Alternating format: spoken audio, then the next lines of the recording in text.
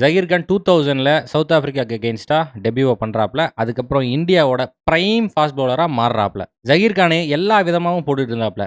Swing பண்ணுமா, வெறித்தனமா swing பண்ணுவேன். யார்க்கரை போட்டு ஸ்டெம்பை பொழப்பேன். பவுன்சரை போட்டு வாய்க்கு ஏத்துறேன். அது போக வெறித்தனமான ஸ்பீட்லையும் போடுவேன்னு சொல்லிட்டு சும்மா ரகரகமாக கலக்கிட்டு இருந்தாப்ல. ஒன் டேலையும் சரி டெஸ்ட்லையும் சரி தரமான பர்ஃபார்மன்ஸ் தலைவன் போட்டுட்டு இருந்தான். 2003, 7, 11 எல்லா வேர்ல்டு கப்லையும் இந்தியாவோட first choice bowler Zaheer Khan தான். தலைவனோட பவுலிங் ஸ்டைலுக்கே உலகளாவிய ஃபேன்ஸ் இருக்காங்க. தலைவன் குடு குடுன்னு ஓடி வந்து சும்மா எகிரி குதிச்சு பாலை லட்டு மாதிரி வீசிட்டு இருப்பான். எல்லா ஃபார்மேட்லையும் பல தரமான பேட்ஸ்மேனை பரதநாட்டியம் ஆட விட்டு விக்கெட் எடுத்திருக்காப்ல. இந்தியாவுக்கு 92 டெஸ்ட் மேட்ச்சில் 300க்கும் மேலே விக்கெட்டு. அதுபோக ஒன் டேல கிட்டத்தட்ட 300 விக்கெட் எடுத்திருக்காப்ல.